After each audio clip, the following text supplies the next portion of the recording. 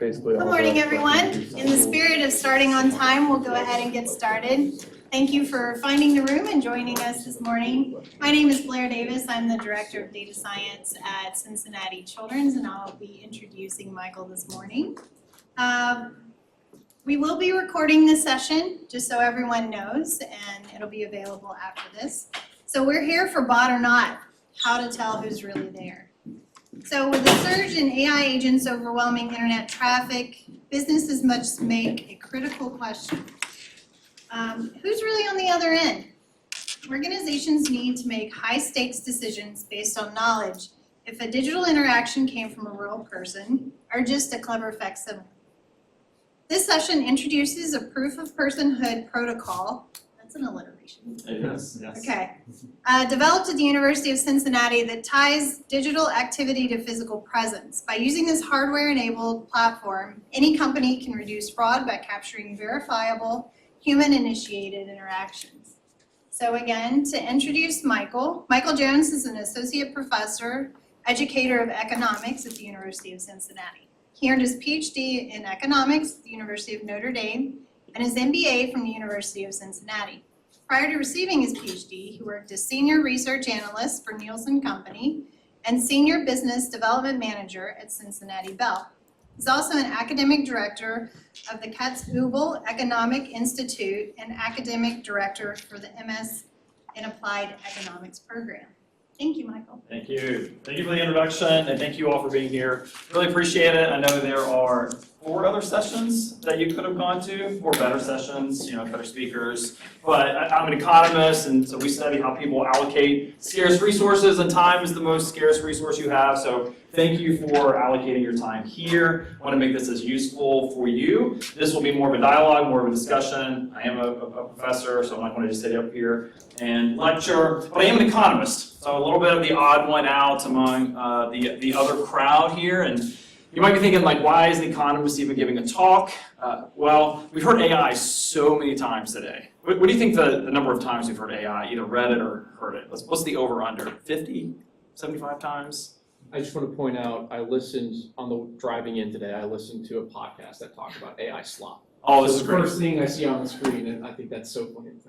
Perfect. We hear about AI all the time, AI. And it's great. We talk about general purpose technologies as economists. You think about internet, you think about nuclear energy, you think about the steam engine. So it really transforms and revolutionizes the way we live, work, play, the way we engage in society. And I was never really big on comic books when I was a kid growing up, but I do know if I was going to watch a movie or write one, that technology can be used for good or evil.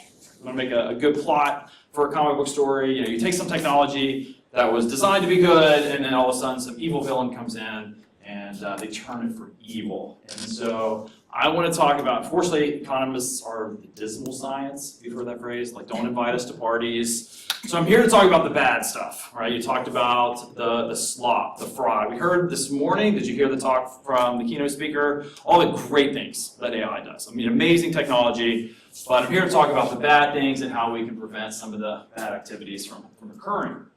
Here's a couple examples. You might have heard these, and my slides aren't near as nice as the GE presentation. It was me, cutting, pasting when I was putting this together. But anybody heard the story where there was a person who put up an artist, created an artist on Spotify, generated AI music, and he actually created millions of other AI bots to listen to that AI music, and actually ended up being convicted of or I think the trial's ongoing, of a $10 million AI music fraud case. Creates bots to listen to it, and how did this happen? How did this fraud occur? Here's another example, very common, you've heard about fake reviews. How do I know who is actually writing my review? I'm a business, I'm at a restaurant, and I look through all the reviews, like, who is this person? Were they really there? Were they in my restaurant? And so we can think of lots of cases where the identity really matters, who's on that other side of the transaction. Workers, when you hire people, I'm not just hiring people for skills, I want to know who they are, particularly if they're remote. I need to know the identity of that person. If I'm hiring an Airbnb host or an Uber driver, again, I want to know the person. And if that person is someone who they say they are, but they're really not, maybe they're just a bot, that's going to be very disruptive and it could potentially be dangerous to my business.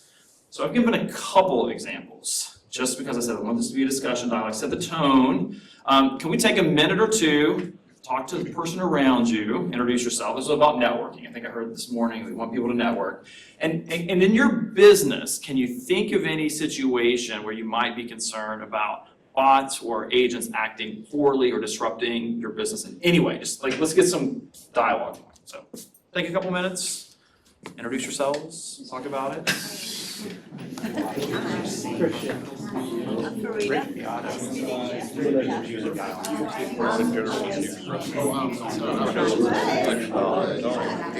do you think are the opportunities to look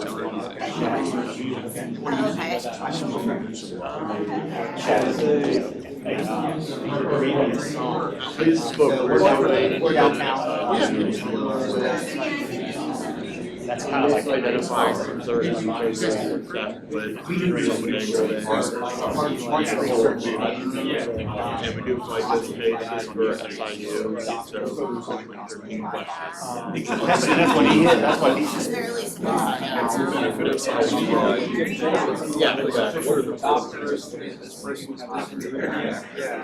Yeah, it's like more. I mean, so what do you do? mainly just exaggerating injuries specifically. I've seen it so much.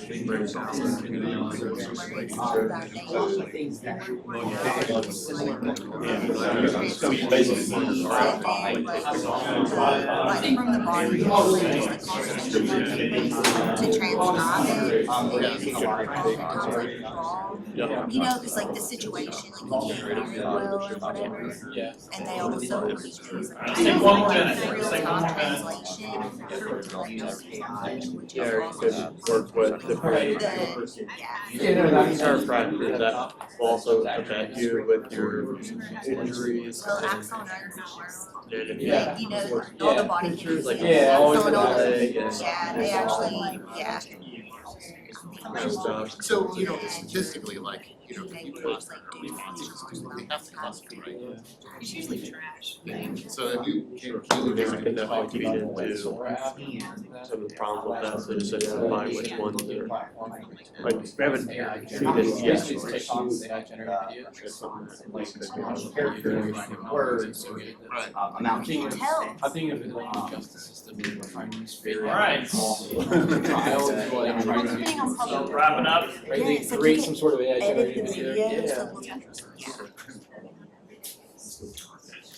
Good discussion. Let's hear from a handful of people. What did you all see? What did you discuss? What are some potential dangers in your business or sector? Somebody share? Yeah. In the insurance world, something I thought of is maybe utilizing AI to generate documents to support fraudulent claims. The generation's getting a lot better, so it can be a lot more difficult for claims adjusters and claims professionals to identify if this is real or not. Great, yeah.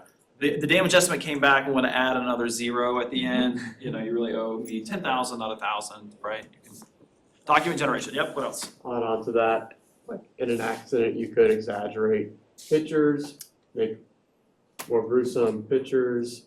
Let's say you have higher damages. Your car, you can make it look worse than it is. You can take a picture of your leg, make it worse than it is. Great example. Yep. What else? Let's couple more.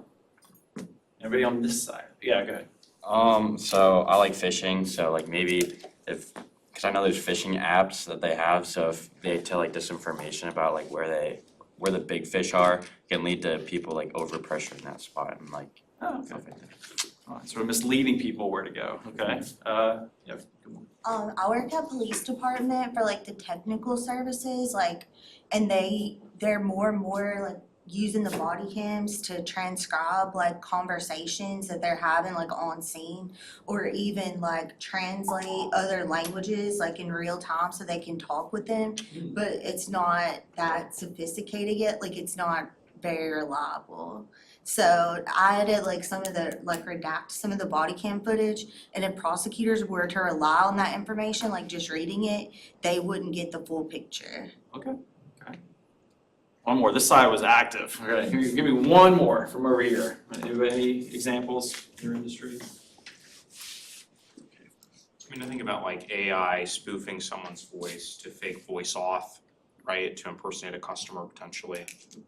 Yeah, that's a great one, right? How do I know if I'm speaking, if I answer the phone? We're pretty good. I just, I've got Verizon to put on the spam filter. I get like 25, 26 a day if you go through and look at it. And if some of them get through, you know, it's like, hello, I'm with so-and-so, I'm with Coinbase, I'm with whoever. I'll just share one quick example to build on that. It was a great example about the video. I can document the video. Quick story, as a professor, things happen. I give an exam and I know sometimes there's a flat tire, you know, I got sick, okay? So I give students my cell phone, actually. Just let me know if things are gonna be a problem, you can't be in here, 150-person class. So this student texts me and says, I can't make it, I got into a car wreck. And I said, I'm really sorry to hear that, are you okay? First of all, are you okay? He's like, yeah, I'm okay. And I said, we'll make up, we'll figure it out. This is like in 2016 or so. And I was like, can you just send me a picture, you know, make sure you're okay, see how things are going. So he sends me a picture on his cell phone. This is December. So he sends me a picture, and in the background, he's in shorts, he's in like green grass everywhere, and I wrote back, I was like, that's an interesting picture. I was like, let's talk when you get back. And of course, he admits it, I ended up failing him, and but had he had AI then, you know, I probably wouldn't have known. All right, so these are real challenges that even as professors we face, is that how do we deal with this activity? And where it's relevant, if I've got a website, and maybe somebody heard a little bit about this, and if I have, obviously traffic is coming to my website, and I want to display an ad, right? The advertisers are expecting me to deliver those ads to people with real eyeballs that are watching it. Just like Spotify, right? I need to know it's a real human being that's listening to my ad, and so all of a sudden, if I'm putting advertisements on my website, I gotta convince those sponsors that these clicks, the people that are looking at my activity is real. So, fortunately, this is the negative side, so not all rah. This report actually comes from a report called the Bad Bot Report. And if you're interested in looking at this, it's a company called Incurva, Ali's company. And they do this every year. And so here's what they said when they looked at internet traffic. So at this point, less than half of internet traffic is human generated. There's human behind it. And this is obviously the trend is only going to continue. I mean, there are estimates of where we think the percentage of online traffic is going to be generated by humans. But interestingly, you know, a lot of this is the bad bots, bad traffic. Now what do I mean by good and bad bots? What would be an example of a bad bot? Scammers. What's that? Scammers, okay.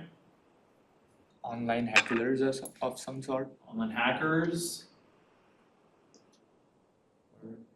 Let's start with good. What are good bots? We'll come back to that. Why would we want a bot to hit our website, to hit our corporate website, or come visit our whatever digital content we're pushing out? What are some good bots? To help you narrow down like the information or find stuff on the website. Yeah, you think about like these are common, you know, the web spiders, they crawl out, Google, we want to index the web, and this is actually good. If I've got a website, I'm pushing out content, I want to make sure that my site is being indexed, it pops up at the top for Google, but then there's a ton of these generative AI bots that are going out there and obviously getting the material because they want it to train their models. And so you see ChatGPT's got their own bots out there, Claude, Perplexity, you know, all of these AI engines are sending out their bots to slurp all that data in and train their models. Some ways that's good, some ways that's bad. The good piece is that most people, a lot of people, not most, but a lot of people now just find information from the ChatGPT interface or whatever you're looking for. Give me the top 5 restaurants when I go to Phoenix. Well, you do want to make sure that your restaurant is included in that answer. So you kind of are happy to see some of these, but it is really hitting your web server. It's costly. And what happens if you see a bot that's coming to scrape your data? Do you really want to let that through? So here's some bad bots. We've talked about this with scraping. You've got all this data out there. They're scraping data that they don't have access to. Anybody use LinkedIn to try to look somebody up? And I've noticed this, even I had legitimate uses, I was looking up a few students to connect to them, to send some information. After like 3 or 4 of those, it'll actually stop you, it'll block you, and it'll say, because it thinks you're a bot. Right? Because LinkedIn doesn't want those bots scraping all the data to be used for sales contacts and those kind of information. So this is actually the largest of these bots. So you got to think about if your information is very valuable and you put it out there, do you want these bad bots accessing it? Payment fraud, kind of obvious. I'm going to run through with credit cards. I think we talked about the payment fraud. I'm going to use different stolen accounts, stolen credit cards to use that. ATO, account takeover, is a real big problem. I'm going to impersonate another user.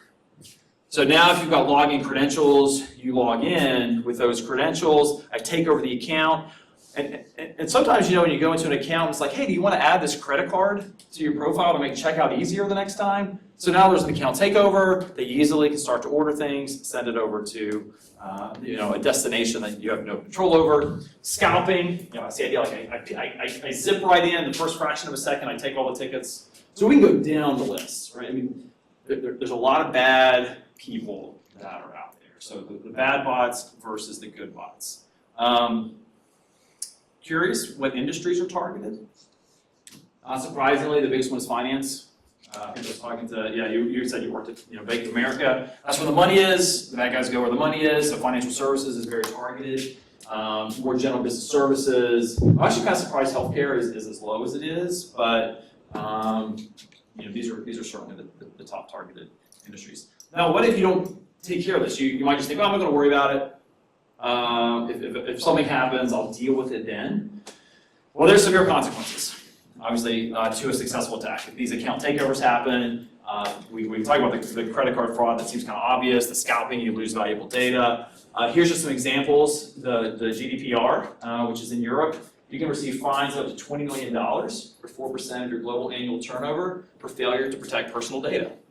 So you fail to protect personal data, then you are liable for this. CCPA over in California, and not as bad, but then you also get exposed to consumer lawsuits for personal data exposure, class action. We've all probably been there. You've gotten the postcard that says, here's 79 cents, if you go to this because Verizon had a data breach. I've done it. So pretty severe consequences. And HIPAA, there obviously are violations there if you don't protect your data from these bad bots. All right, let's pause here for a second. So that's the problem. Is everybody with me on the problem? Do we agree that this is a big problem? What are some solutions? How are your businesses? Let's talk, not to be groups, but let's just kind of talk. How do we handle this today? How do we prevent bad bots? How do we stop account takeovers? How do we deal with that today? What are some ways? Share data isn't just possible. What's that? Don't share data like credit card information, don't put it online or other things that you can. Yeah, definitely one way is like you can encrypt it, right? Don't share it, prevent access. That's definitely one strategy. What else? Captions. Authentication stuff. There we go, CAPTCHAs. What's a CAPTCHA? What is a CAPTCHA when we say that? Pick all the bicycles, The what? like pick all the pictures or retop the word. There you go, right? Pick all the pictures. How many of these squares have a traffic light in it? Or move the puzzle to line up in there, or write the word. That was pretty effective for a while, but do you think Gen AI could overcome that? Sure. They're not very effective anymore. CAPTCHAs can be, these bots are very sophisticated. They can obviously determine what's on the screen, what the pixels are, and they can interpret that and answer it. So CAPTCHA's one. What else? What other things do we do? How about a VPN? Good VPN, there's some security there. I authenticate before I even give you access, right, to some of the material. Absolutely, yeah. What else? I was gonna say more robust security practices.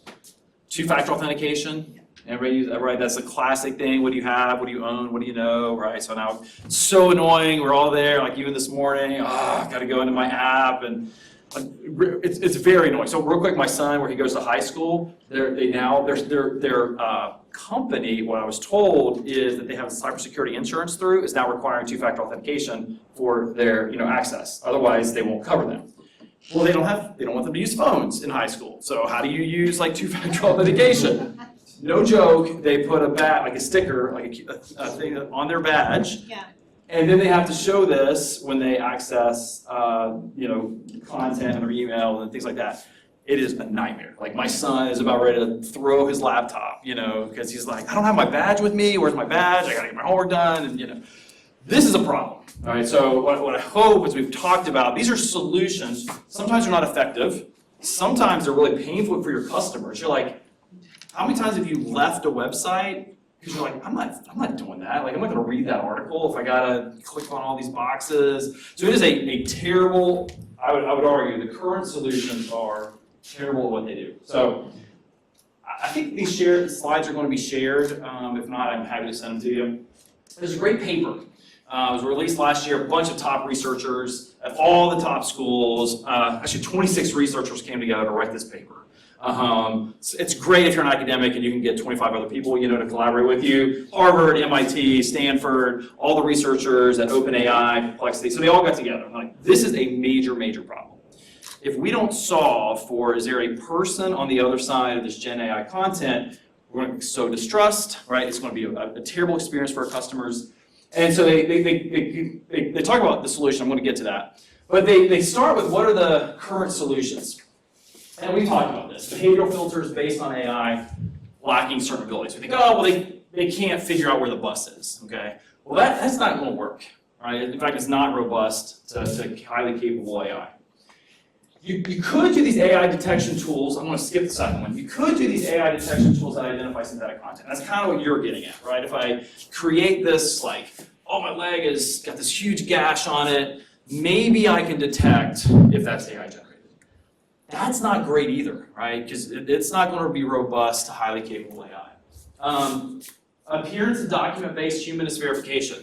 A lot of banks are not going to this. If you ever sign up for an online bank account, right, show your driver's license. Turn your video camera on. Turn your head, right? So because they want to know, are you a human being? It's a little harder, right? It's a little harder if you're doing they're called liveness tests. They're not really robust either, and this becomes really problematic because AI can generate your face, they can generate your voice, and they're not really privacy preserving. I gotta show my address, I gotta give you all this data just so you can verify I am a person to get access to your website. Very problematic. You could use existing digital and hardware identifiers. You've got YubiKeys, you can imagine. You've got email addresses, phone numbers. Problem is they're not scarce, right? I can create several email addresses, right? I can create several phone numbers, right? There was just a case where I think they had that whole wall with cell phones. It's easy to generate thousands of different identities based on phone numbers. I'll come back to this. Economic barriers. This paper said it's not necessarily desirable because it's not inclusive, right? It keeps people out. I want to push back a little bit on this. I actually think, and what I mean by that is you can pay to access content, right? So in other words, before you let a bot through to access your website, you have a micropayment, a very small payment. Like if I want to access a CNN article, micropayment. Not inclusive. I actually think they can work because this is how spam prevention works right now. If I get a letter, somebody had to pay 56 cents? I don't know, what is the spam price right now? So I cannot blast out billions and billions of spam because I actually have to pay a cost. So I'm partial as an economist. I actually think these economic barriers can work, and you're seeing some fascinating stuff happen right now in this space. Just recently, in the last couple of weeks, Cloudflare has partnered with Coinbase to actually create these agents that access the website and embed wallets with them. Right, so I'm actually saying, if I'm going to give you access to my content, this AI agent is going to have a crypto wallet, it's going to have a stable coin, some sort of other cryptocurrency. I can automatically pay to access your content, and then that website will accept it and give it to me. We don't have time for this. This is a fascinating area of research because if you think about AI agents, right now they're just generating content on Twitter. But what if you now give them a wallet to engage in the real world with real resources? And say, hey, that agent can now order something for you, or that agent can now make payments for you. So I think there's actually some strong areas on this economic barriers. I think they can work. Okay, so let's get to the solution. Okay. They basically said there's two things that AI can't do, at least in the foreseeable future. So if you're going to come up with a solution, they can't pass as a person in the real world. Right now, if you speak to me, you're giving me information, you're giving me content, you're a human being. At least for the next 5-10 years, right? Arnold Schwarzenegger's not in the room. There's no drones that look like people yet. So at this point in time, you cannot pass as an AI bot or some sort of computer-generated individual right now. So if there's some way we can capture that data, if you pass as a person in the real world, that's what that AI can't do this right now. The second piece is cryptography. And when we get to why do we care about cryptography, it can't break some of the current advanced cryptography that we have. It doesn't matter. It doesn't matter how much compute you throw at it. And why that's important is that once I identify that this person is real, if I'm able to cryptographically secure that data so nobody can go back and tamper with it, I can actually generate a proof that says, hey, this is a real human interaction and you can't go back and rewrite that transaction. So, two things that AI can't do. Can't fake real world activity stored on chain. This is where I want to get quickly to the crypto piece. You mentioned, this didn't come up in my bio, I have a crypto economics lab here on the campus, and I promise I want to tie this all together. So big problem. What's the solution? Well, Sam Altman, obviously CEO of OpenAI, he realizes this is a problem. He creates WorldCoin. WorldCoin, anybody familiar with this? Has anybody heard of this before? Okay, one person. So WorldCoin basically says, all right, I need something unique about you as a human being. Your eye, your iris is unique. You're going to scan your eyeball at that point. I can validate that as a unique human being. And you're going to use that for your identity whenever you want to authenticate and access content. They've actually deployed this in a lot of countries a few years ago. They launched in the United States about 6 months ago, I think. You can go to several different cities. You can scan your eyeball. That authenticate that signature of your eyeball will be on your phone. So now when I need to access content, or if I'm logging onto a website, I can basically use that credential that came from my iris, and the website will say, this is a real human being. You scanned your eyeball. I'm going to give you access because you're a human. Now this is big. I mean, the market cap right now is over $5 billion for this coin. And you might say, well, why would I do that? Like, why would anybody scan their eye? Anybody scan their eye in here? Yeah. What if I gave you $20? You trust who's getting this guy? Okay. So do you trust Sam Altman? All right. What if I gave you $50? Oh, come on. Somebody's hand's got to go up. $100? Well, I tell you, you guys are you're very concerned about privacy, or your price is very high, you know. Because I tell you, when I ask students this, students, $20, oh yeah, like I'm scanning my eyeball. So how do they get people on board, right? How they generate, they create a token, and they actually will give you about $40, $50 worth in order to get your material. So I've got now these personhood credentials that now you can use, and I'm building up this network, right? So if I can verify you've got millions of authentic human beings, you can imagine he's trying to build up that network. Do you get $80 for 2 eyeballs? I just don't know the technology exactly. I think, I don't know, you probably don't know. I think they're both unique. I don't know, honestly, I don't know. You can do palms. It's kind of wild. You go to China, you see this right now. I don't need my credit card. Go to Whole Foods. And just scan over your, yeah. Fucking great. I tried to use my credit card, it was the wrong scanner.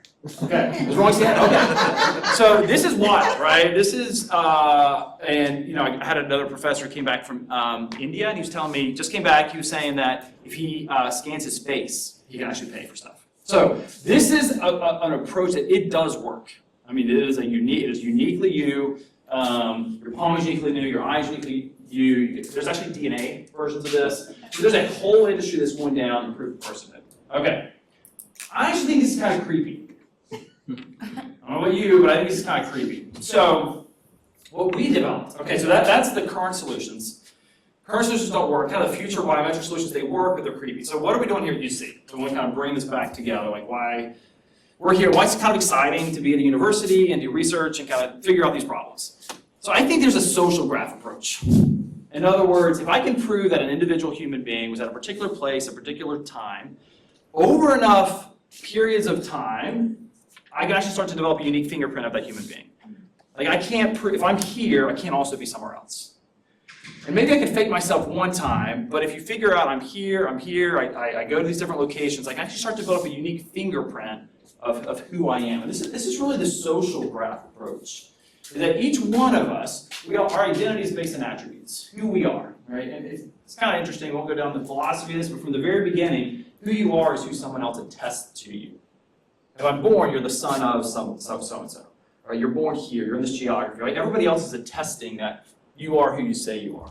So we're going to actually build up this social graph approach, and I'm of the opinion that in the long run, this approach is actually going to win. I don't have time to go into this. Yeah, I'm happy to share these slides if you're interested, because you remember I mentioned the world coin, these are cryptocurrencies. Because those interactions, that data is stored on chain, and because it's stored on chain, it's protected by encryption, I can't go back and rewrite those interactions. So initially, this paper was written by Vitalik Buterin, creator of Ethereum, which is another cryptocurrency. And he basically makes this argument, we need to prove humanhood. If we're going to start empowering agents, and this is where this is going, I'm convinced in the next 3 to 5 years, all these agents that are going to be created, they're going to be given wallets. Look at all the activity that's happening. All the financial institutions, Visa, they are parting, they're trying to figure this out. I need to empower my agents and give them wallets. I need to give them like real resources. That is happening over cryptocurrency rails. So now I'm going to authenticate and verify that these activities occur. So one of those platforms is Ethereum, and basically in the long run, I think this social graph model is going to win for one main reason: pseudonymity. If I tie my identity back to my biometrics, I can't maintain different identities in different communities. And I would argue that's the kind of society we want to be in. I don't want you, if I make a comment on Reddit, and now me as a professor, and then me having a drink with you, like I don't want you to tie all my identities together. But if I have one biometric identity, that is who I am in all these communities. I can't maintain pseudonymity. I can't maintain a pen name. So just as like the type of society we want to be in, a social graph allows me to maintain different identities at different locations. I can say, I'm a student at UC, because I can verify with these locations. Or I'm at work, I'm so-and-so, and I do these kind of activities. I can actually maintain pseudonymity. So pseudonymity, I think, is the right approach. It balances privacy with accountability. Okay, so I've got like a little less than 20 minutes left, so I want to say, like, what are we doing here at UC? If you buy that this social graph solution works. So what we did a couple years ago, over in the Cryptoeconomics Lab, we actually want to authenticate and verify that there's a human being on the other side of a transaction. So we took NFC chips. So these are inside these are NFC chips. They've got encryption on them. So we encode these chips. We know the private keys because we encode them originally. And what happens, and we can demo this, if you have a cell phone, you tap it with your phone. So you just tap it with your phone, it provides power. These are passive, but obviously when I tap it just like I would tap to pay, and we should all be hopefully familiar with this. Tap to pay, it actually sends, so there's a URL that's encoded in this. I sign that URL, I send it to the phone is sending it to our servers, we check. Hey, did this person actually tap at this device? Was it, and he's sending me that encrypted signature. Obviously, because I have the key on the other side, I can see, yes, that was a human tap. I mean, a physical device had to tap it.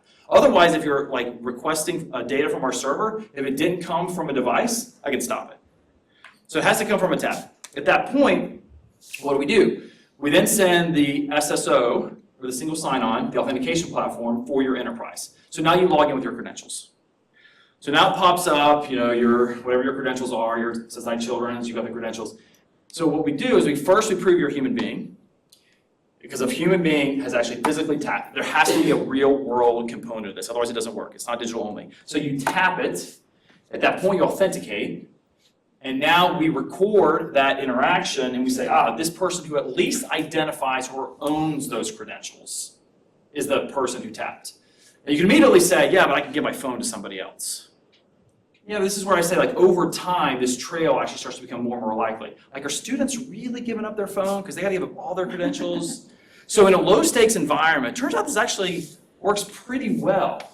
So what we do is we actually, and I'll show you kind of what this looks like. You tap in, and anybody can use it, by the way. If you want to prove that you were here today, be happy, you can tap in, we'll show you how it works.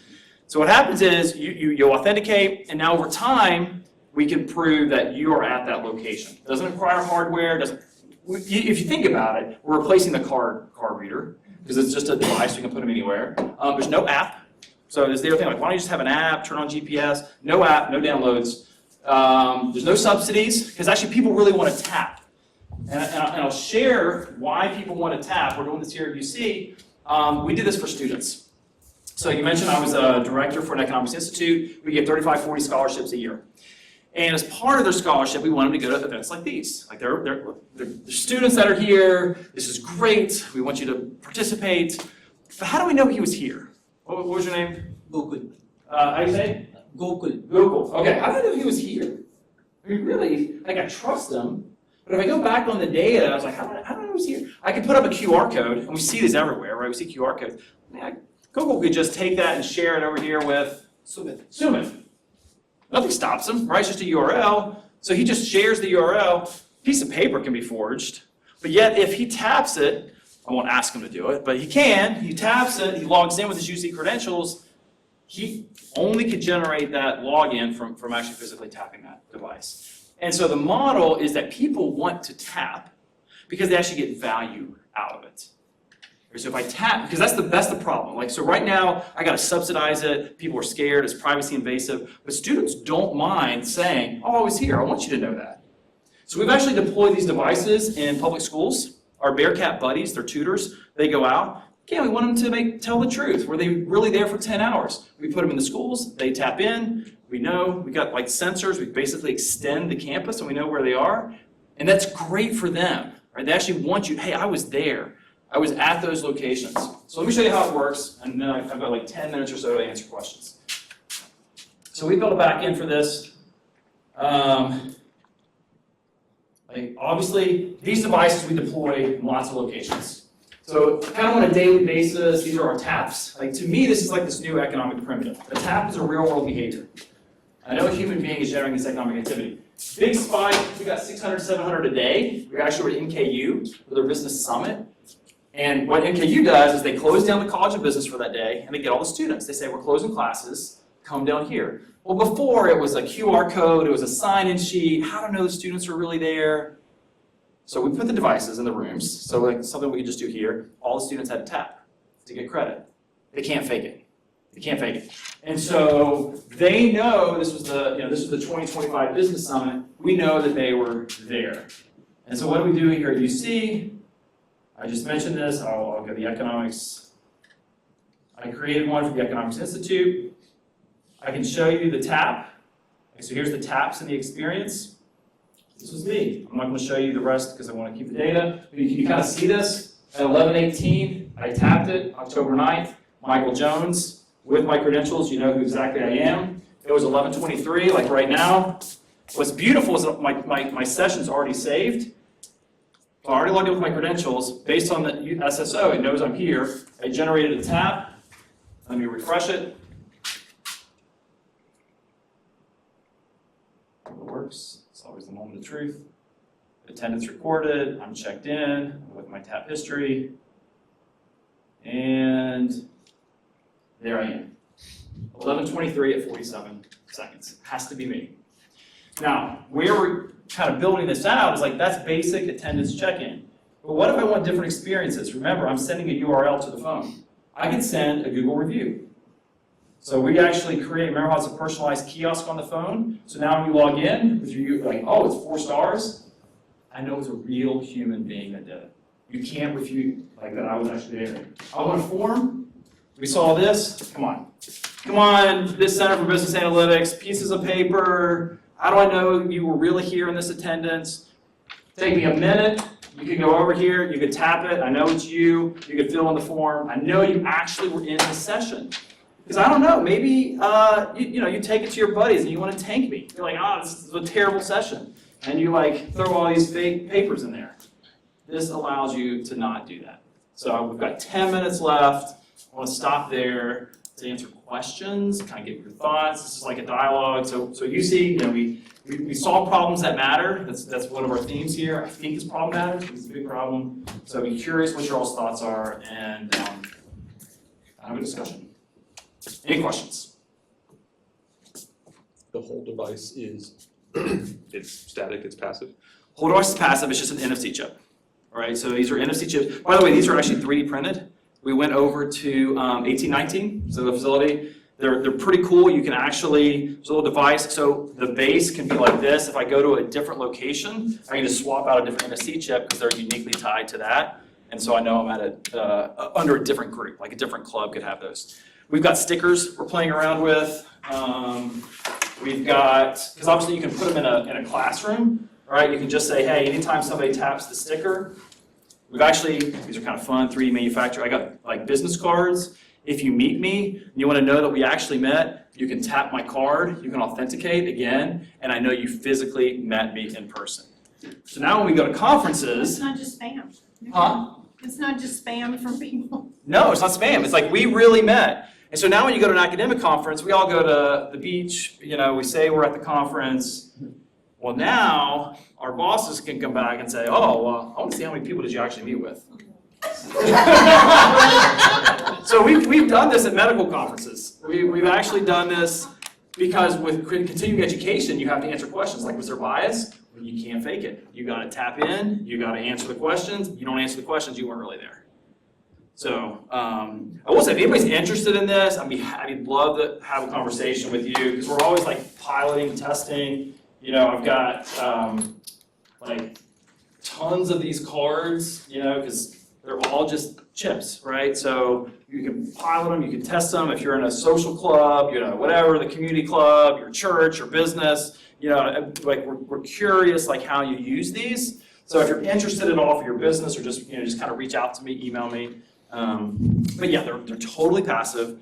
So instead of like a card reader or something expensive, these are pretty cheap to manufacture. What else? Yeah. So you just kind of demoed there being able to swap out the reader within the holder. How do the readers, like in the case of attendance, if I want to know that someone was in a particular place, but you're swapping out the readers, how does it maintain that knowledge? Yeah, this is great insight. So nothing's bulletproof. You're absolutely right. There's still trust there. So part of it is like this at a public school, at like Hughes, it is behind a front desk. So there still is an element of trust. Like I have to trust that person, who owns that device is keeping it where they say they are. So if they take it and they're like, hey, Jack, I know you texted in, you take it home with you tomorrow so you can tap at home. That we don't have control over because we trusted that institution was safe. Now, here's the beauty of the social graph though. I can show you like 600 students were tapping in within like 30 seconds. So if I know your identity was embedded in that list, like unless you coordinated, like this is sort of a game theory problem, but unless you were to coordinate with all these other people that all were all going to cheat and tap in at the same time, like I feel really good.